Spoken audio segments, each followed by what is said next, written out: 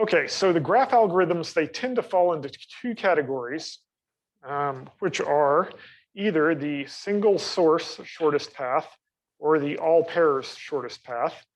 And the difference between them is, do you have a single starting point that you're trying to go from, or do you want to get every possible combination from one place to another? And so those are the two different approaches. And you can get more efficient algorithms if you pick the correct one for the problem that you're dealing with.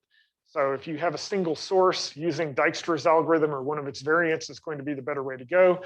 If you need all the pairs, you could do Dijkstra's in different times, starting from each node, but that's going to be less efficient than one of the other algorithms that's designed for all pairs shortest path. Okay, so the first one that I want to go over is the Floyd-Warshall.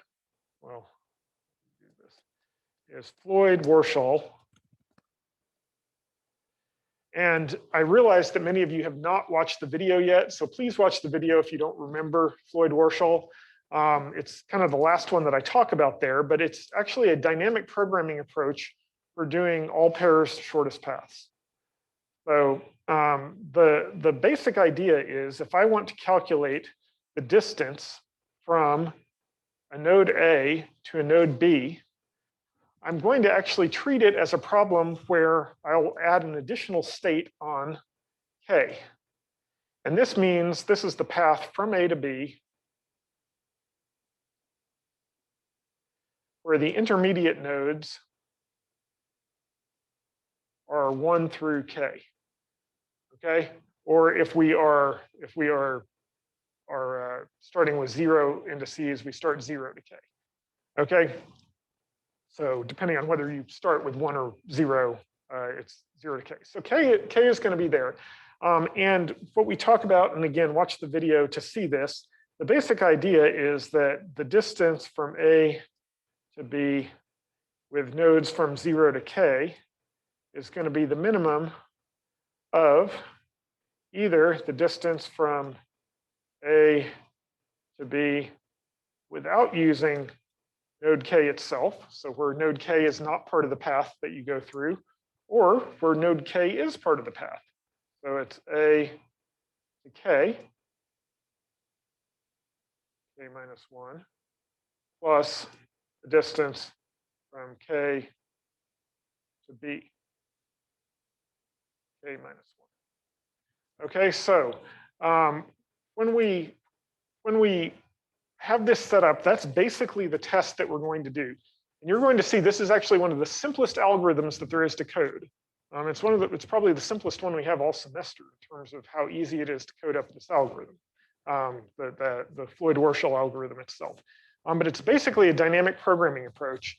Again, look at the video if you want to see the details of it. Now, one thing that I don't discuss in the video is you can do this, and the code that I show will demonstrate it. We can do this in place, which means that we're not even going to keep track of K. I'm just going to keep track of the distance from A to B, because the distance from A to B is only going to go down over time. So I don't really need to look at the K minus 1 level. I can just look at the shortest D to A that I have to this point. And if I work my way up from K equals 0 up to K equals n minus 1, it's all going to work out for me. Okay, so if you really want to, you can make a matrix and copy the matrix every time, but that's a lot of extra overhead and it doesn't actually help you. If anything, it just slows down your code a little bit. Okay, so I'm going to switch over and get to the code now.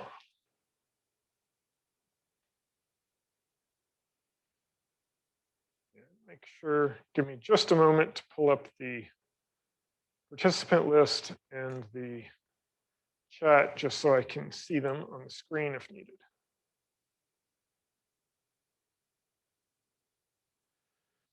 Okay, so I'm going to code up something, I'll call it all pairs shortest path. It's Floyd-Warshall algorithm. And just start out with everything just like always. Stream, and I'm going to need vector. So because I'll use vectors instead of arrays here.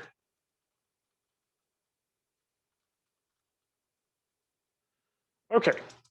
And the first thing that we need to do is we need to like read in the graph that we care about. We need to read in information for the graph that we care about. Now, Floyd-Warshall, if you think about it, an all pairs shortest path, we're going to have to find the shortest distance from every point A to every point B.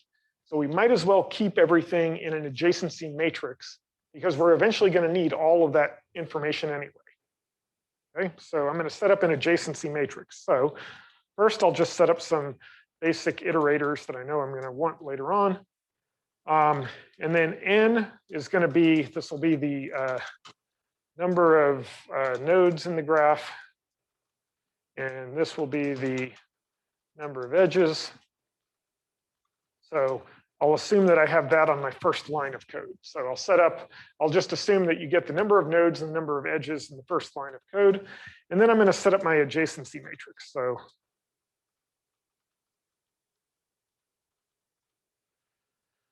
I'll say, I'll create a vector of ints. And I will call this, call this D for distance. Okay, and then I will say for I equals 0, I less than n, I plus plus. And there's other ways you can initialize this. I like this because occasionally I need to do things row by row, but I will say, first of all, D is going to be an n by n matrix, so we'll set it to size n, and then D sub I dot resize to size n, and I'm going to initialize everything to some number infinity. So I need to define what infinity is. That's going to be the maximum distance away. In other words, infinity means there's not an edge between them. So I'll just set up a pound define. There's other ways you could do this also. Okay, there's, what is that? 9,999,999. That's big enough for our example here. You would have to look at your problem and see if that's normally going to be big enough. And then the other thing that we want to do is we want to set the distance from a node to itself equal to 0, right? So any node should be able to get to itself for no cost because it's itself. Okay, so we're going to set up our initial adjacency matrix. This is before we read in any of the edges.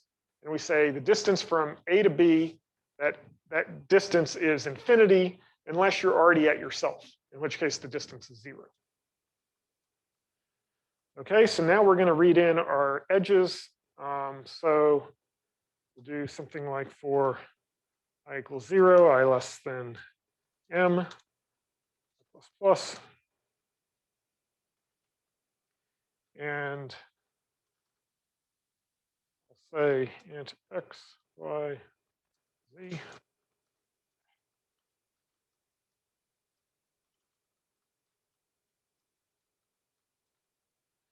Okay, and this should be, what this means is an edge from x to y with weight z.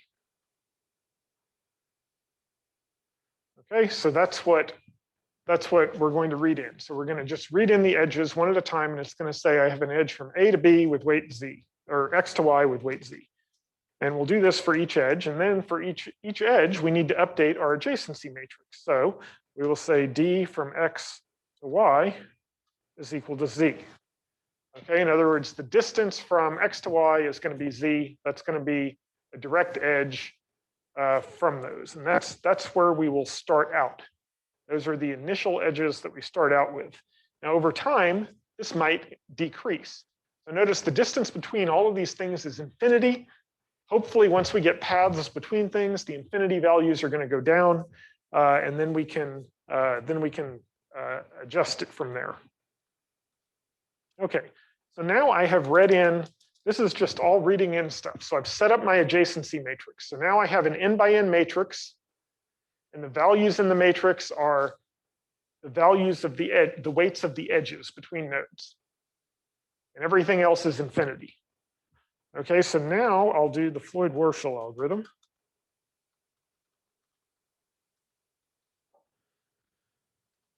And we will iterate this n different times.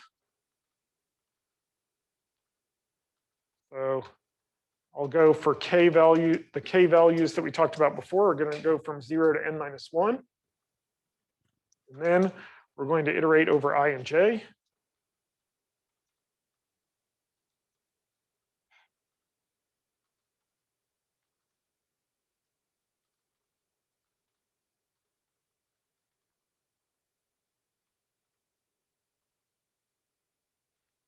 Okay. So we have 3 loops. We're going to loop out, we're going to basically say for every node from I to j, for every possible combination from I to j, and we're going to use k. Remember, k is the intermediate node that we have. And so what we're going to do is we're just going to set this value, the value at ij is going to be the minimum of either the existing value ij, which is what you would get for the k minus 1. It was the thing we saw in the previous iteration, or it's going to be the distance from one to the next. So basically we will say the distance from I to j is going to be the minimum of the previous distance from I to j. So we don't want it to get bigger. Or it's going to be the distance from I to k plus the distance from k to j.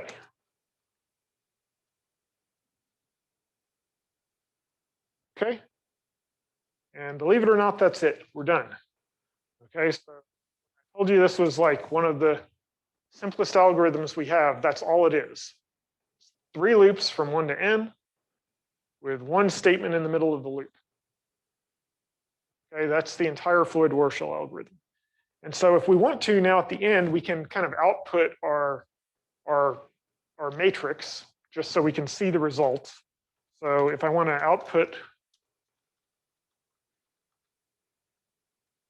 if I'm going to output the results, I'll just say for I equals 0, I less than n, I plus plus.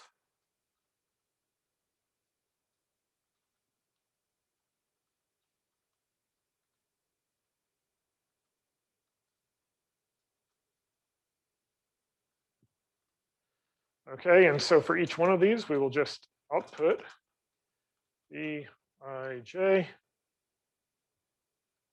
and we'll do a new line at the end of each one.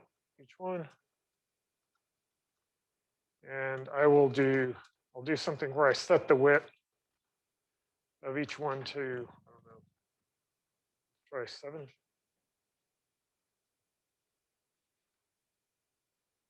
I need IO minute.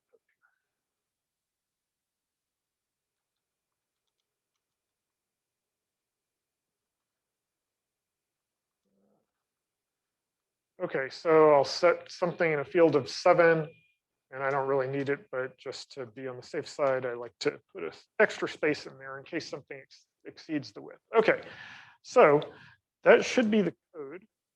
See if I've made typos. No, I didn't. Okay, or at least not that I've found yet. Okay, so now let's look at an example of this. Let's just come up with a graph, and we'll run it on here and see how it performs. So I'm going to switch back over real quick to the other view.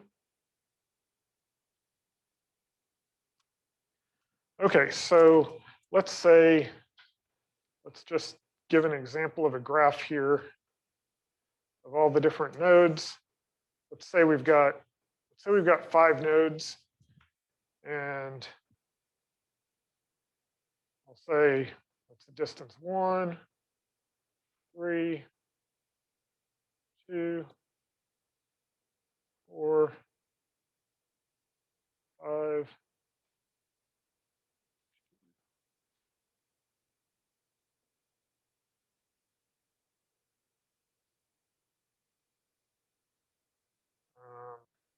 I don't know. Okay, so there we have a graph like that. And just to label these nodes, I will label this node 0, 1, 2, 3, 4. Okay, so the edges that I'm going to have here, just so I can write down my edges, and then I'll put these into a file in just a minute. Excuse me for 1 second. Okay, so just to make my list of edges, we have 0 to 2 of weight 1. We have 2 to 0 of weight 3. We have 0 to 1 of weight 4. We have 1 to 2 of weight 2. We have 1 to 5 of weight 3. We have 2, 3, weight 3, 3 to 4, weight 2, 2 to 4 with weight 3, and 4 to 2 with weight 1.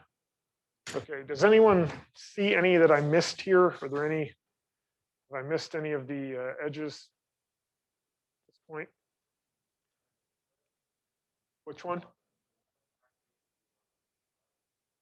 Oh, 1.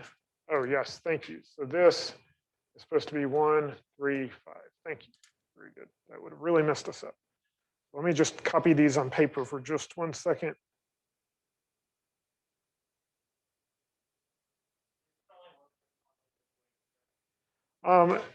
Yeah, so the question was, this will only work with positive weights.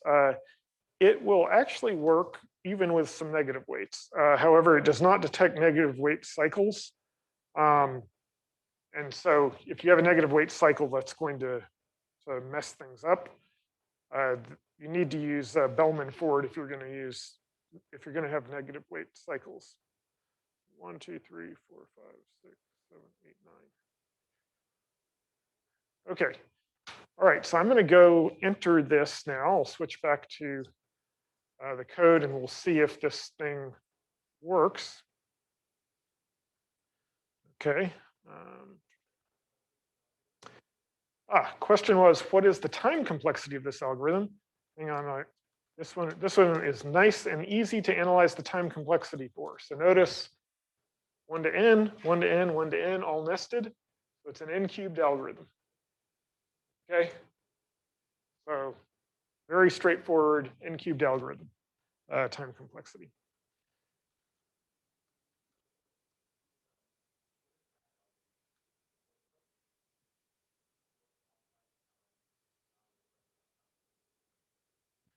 Okay, so the question was, for a shortest path algorithm, what's the most optimized time that you have? So something like, let's see, so Dijkstra's algorithm, I believe you get the worst case, and I've forgotten now, but it's basically, you're going to visit every node for standard Dijkstras. You're going to visit every node 1 time. You're going to visit every edge 1 time, but you might have to update the node position, I believe, in the heap as you do that. So I think it comes out, and I'm sorry if I'm wrong on this. I'm doing this off the top of my head. I don't remember. I think it's something like v log v plus e. So if you have enough edges, it's not, or v log e plus e, something like that. So worst case, it's v squared if the number of edges is order v squared. But if they're fewer, it's not so bad. So, and if you were to run Dijkstra's repeatedly from every node, it would come out to n cubed worst case time. Again. 4, 1, 2, 2.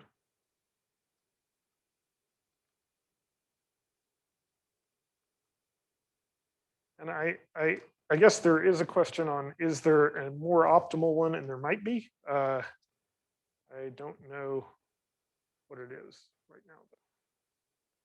Okay, so I think that's our input. Let's see if this works.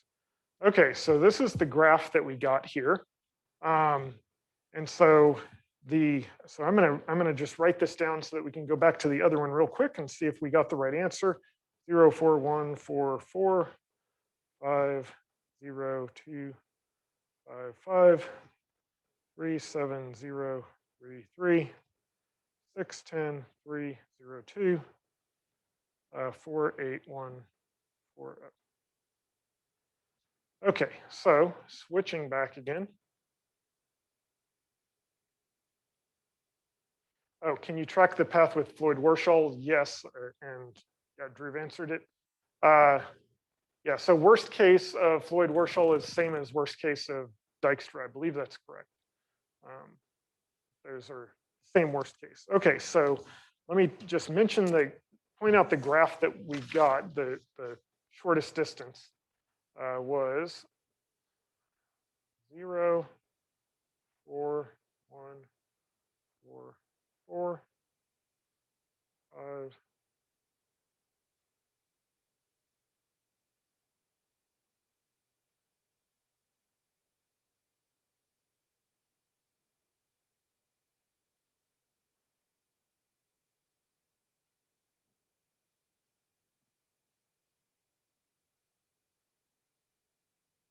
Okay, so this is the shortest one. So you would basically say from 1 over here to 1 over here, what is the distance? So the shortest distance in this case, say from 0 to 1 is 4. It's that straight edge there. The shortest distance, say from 0 to 4, okay, was 4, which sure enough, it's the 1 followed by the 3. This might not be a very interesting graph. From 0 to 3 is 4. Again, you follow the edge to 2 and then down to 3. Let's pick one of the other ones, like from 4 to 2. Okay, so, well, actually, is that right? Oh, from 4 to 2 is 3. That's obvious. From 4 to 1. Okay, so to get from 4 to 1, you would go up this edge here. So that would be 1. And then you would probably go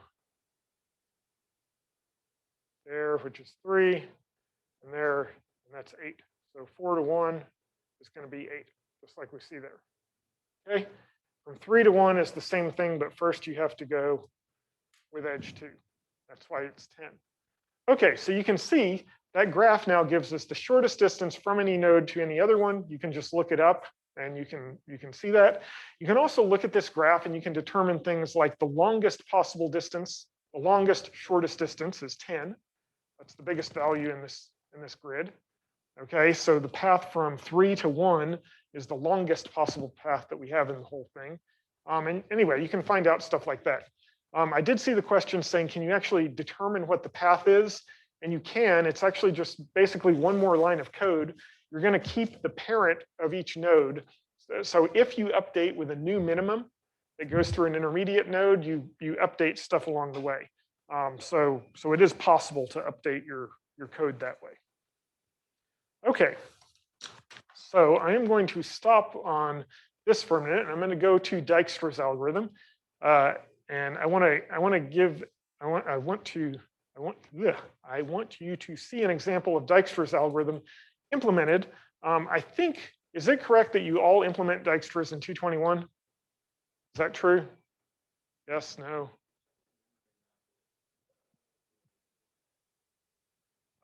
Okay, so you model it, or have you all forgotten what you did in 221?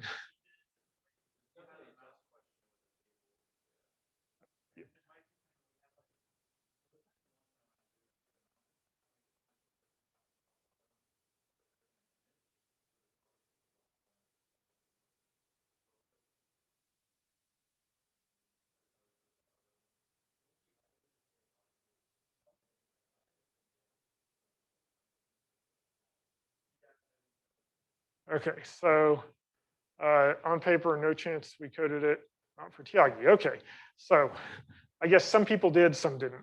I thought everyone would have coded it up, but maybe that's not the case. So, okay, so I want you to be able to see an example of this. So the other algorithm that we go over in the lecture is Bellman-Ford. Bellman-Ford is actually easier to implement than Dijkstra's. So of these three, the one I just showed you, Floyd-Warshall, is super easy to code, right? You should all look at that and say, I could code that. That should not be difficult. Dijkstra's is a little bit trickier just because you have to keep track of the priority queue, and especially if you do it in C++, not everything's there for you. So single source sorted path.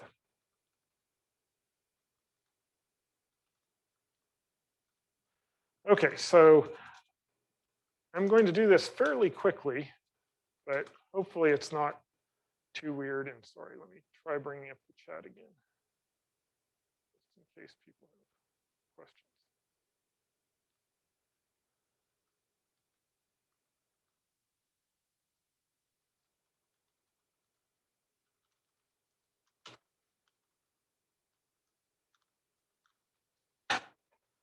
Okay, so we are going to start with reading in the graph just like before. So ijk, n and m for the number of nodes and the number of edges.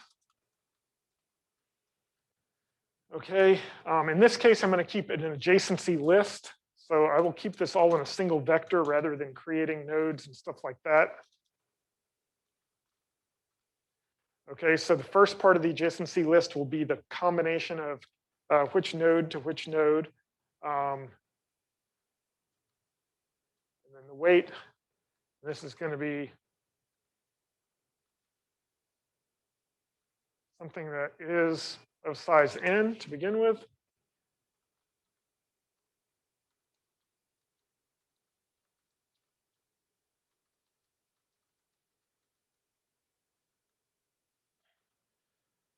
Okay, and so we will read in, I will read in to the adjacency list of I. So for whatever the, sorry, am I doing the right one here? I'm doing Bellman Ford, no wonder. I'm like, this is not an adjacency list. I'm starting to make an adjacency matrix. Yeah, no one stopped me. Yeah, you need a vector of vectors, events. Thank you. There we go. A vector of a pair of ints. Okay, there, that should be right. Okay, so do this right. Let me think about it. Actually, let me check my vector.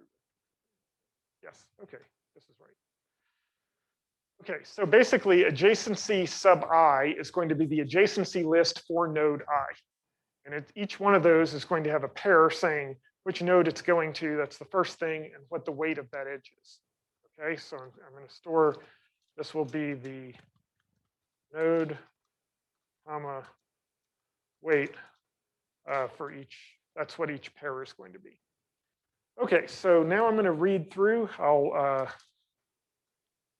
say int x, y, z, and read those in. Okay, so I'll say that I've got a edge from x to y to z, and so in adjacency of x, I'm going to push back a pair, make pair, saying it's y with weight z. Okay, so that's just building my adjacency list. So at this point, adjacency list is built.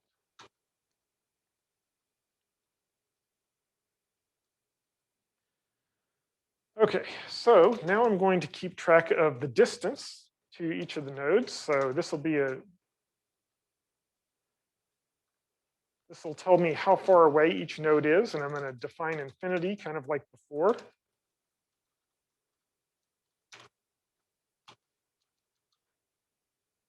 Okay, sorry, the chat. Just making sure. Sorry, the chat window is hidden from me, so I just needed to check it for a second. Okay, so the distance is going to be the distance that everything is away. We're going to want to initialize that distance to infinity. And then for whatever our starting node is, so let's say we want to do shortest path from node 0. We could pick any node as our starting node to do the shortest path from. But let's just say that it's 0. We'll go ahead and set the distance from 0 equal to 0. Okay, and then we need to create a priority queue. So we'll have a priority queue. And this is going to be the distance to the node. So we always want the smallest distance along the way. So it'll be a pair. The first number will be the distance away, and the second number will be the node number.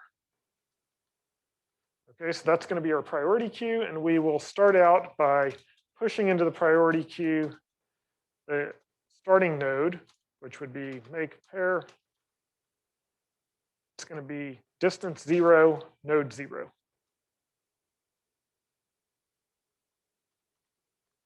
Okay, so notice that this is distance node. Okay, that's what we're keeping in there. Okay, so now we've started our priority queue. Right now, the only thing in there is our starting node, and it's at a distance away, distance 0 away. So I'm going to set up some variables.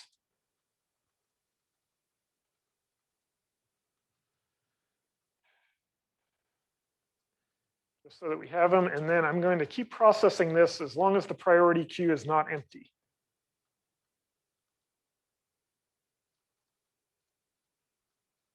Okay, so as long as it's not empty, I'm going to pull off the distance to the next nearest node, and I'll say node dist equals pq.top first, and the node that it is going to, that this edge is going, or the node that I'm wanting to work with, is pq.top second, and now I can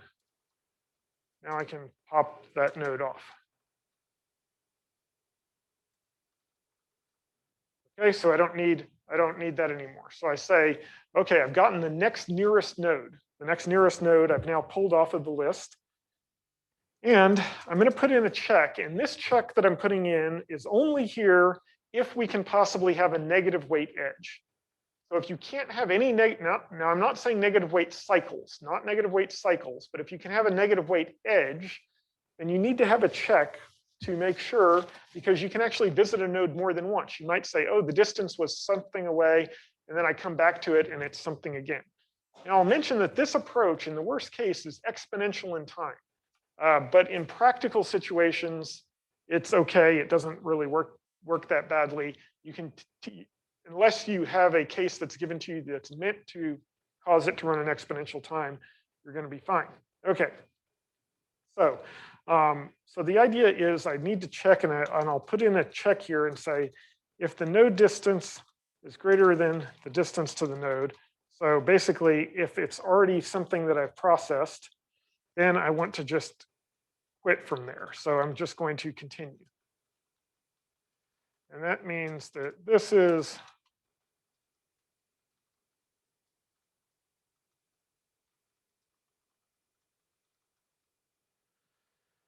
okay. Now there's other ways that you can do this if you don't have negative weight edges.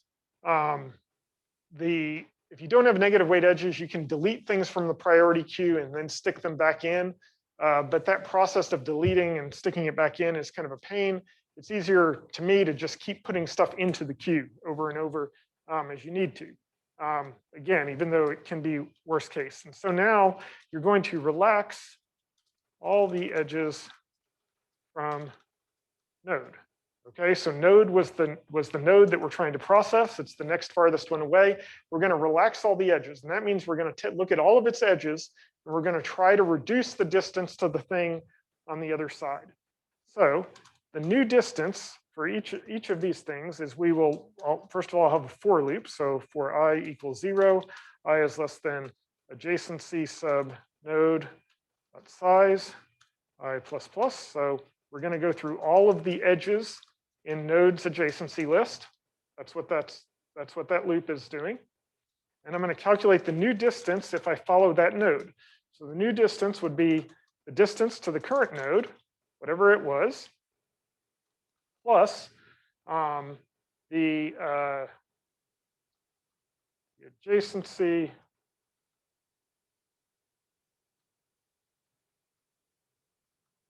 So this is edge I, and then we want its weight, so its second value.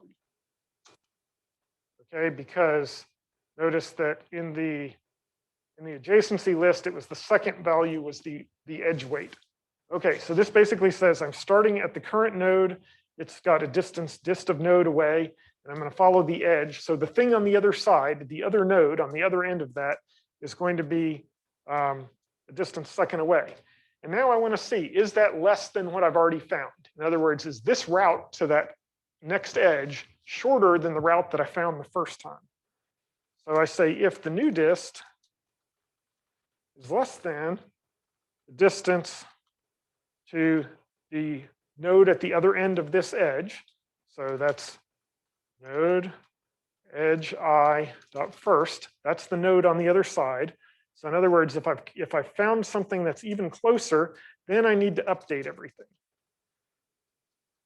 So this means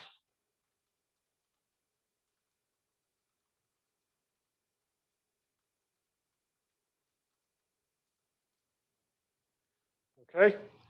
So I'm going to set that distance to that new node I dot first is new dist. And I'm going to stick this then into the priority queue. So I will push into the priority queue, make pair of new dist, which is the distance that node is away, and what that node is. UDJ node I dot first. Okay, and I'm done. So that's Dijkstra's algorithm there. So if I want to at the very end, I can say, I can go ahead and output the shortest distance. So I'll just do that for I equals 0, I less than n, I plus.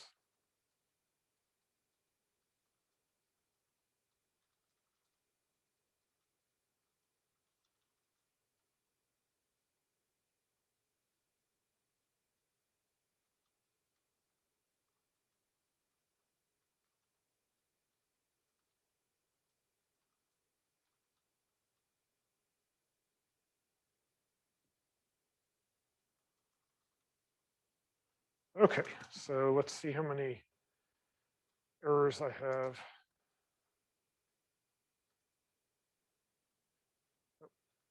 Q.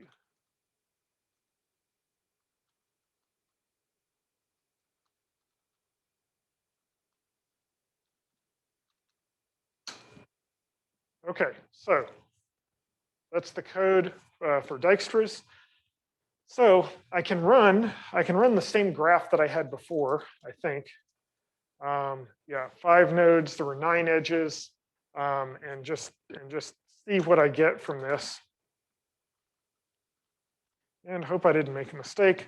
But if you remember, the output there is 0, 4, 1, 4, 4. And indeed, that's what we had before. I will just switch back real quick to the other view.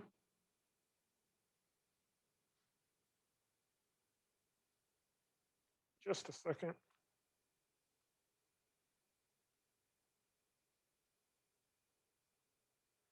Okay, so notice it's the same as this very first line that we had in the previous approach, 0, 4, 1, 4, 4, just like before. So to go from 0 to 1, the shortest distance was 4. From 0 to 2, the shortest distance was 1. From 0 to 3, the shortest distance was 4. And from 0 to 4, the shortest distance was 4. Okay, so you can look at that and you can say, yes, we did indeed find the single source shortest path for each one. Okay, I will mention that this works, again, this works even if you have a negative edge along the way, as long as you don't have a negative weight cycle. So the problem with the negative weight cycle is you can keep going around the cycle and getting more and more and more and more negatives. So like there's no such thing as the shortest path. You can get to minus infinity. But if you just have one edge, but it doesn't make a negative weight cycle, this will still work with this approach. This is actually a slightly modified version of Dijkstra's algorithm. If you use the simplest form of Dijkstra's algorithm, it does not work with a negative weight edge. It assumes positive weight edges. Okay, so I see we have 6 minutes left, and that is not time to code up Bellman Ford. Is there a question? So the question was, why did we use the priority queue? So yeah, let me go back to the code for a minute and talk about it for just a second.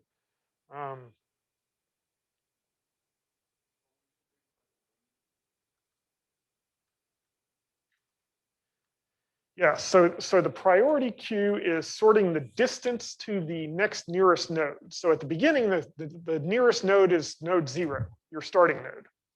Okay, and the priority queue itself, it's going to be pairs. And the first part of the pair is going to be the distance to a node, and the second is the node number. So it's always going to be sorted based on that distance.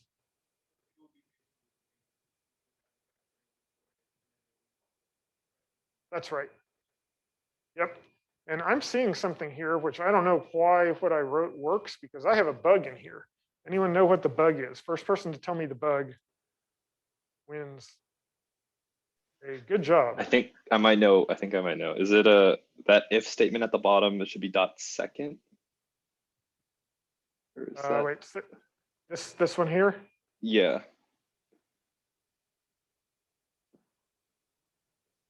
Because the first is the node number. It's like the destination. Yeah, so in the adjacency list, the first thing is the node number, and the second thing is the weight. So that's correct down here. But no, the problem is my priority queue.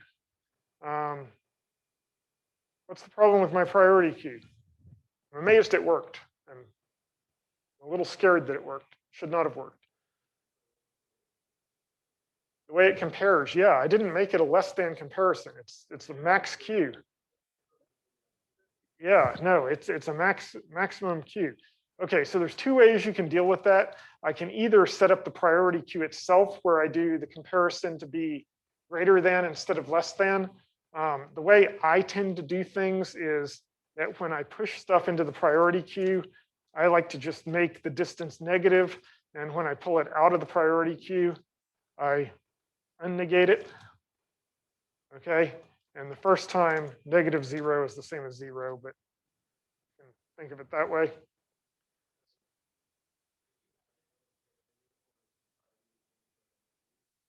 Wait, say that a little louder.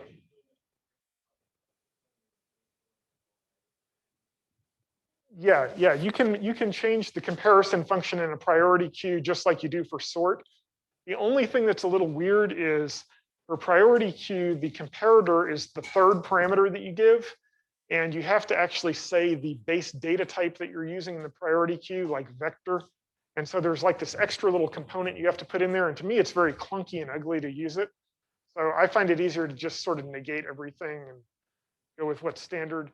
But it also means that you have to remember to do it, and your code is not working exactly like you'd think along the way. So I'm amazed it worked, but hey, I had a bug in there.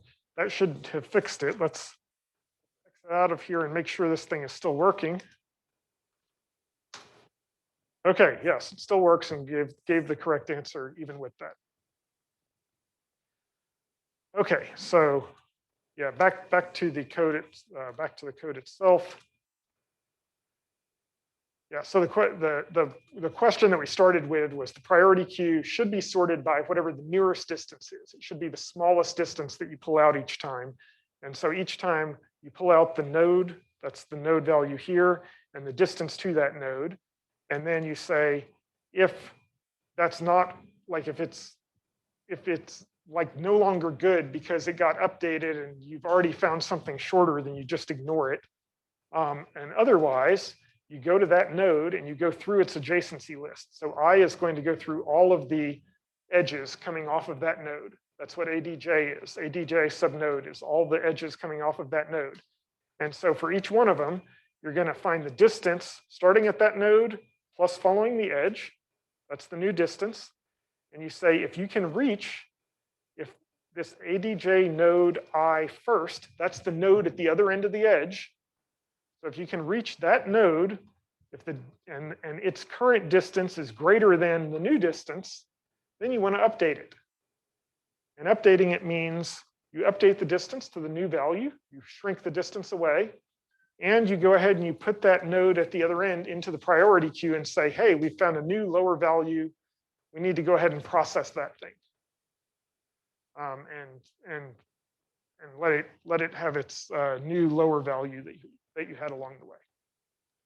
Okay, so time is basically up. I hope that was useful to see those coded up. We do have lab on Friday. I'm just sort of as a heads up, next week we do not have lab. So Friday, there's no classes. So we have lab this week, but that'll be the last lab for 2 weeks. Yeah, anyway, I will see you all on Friday.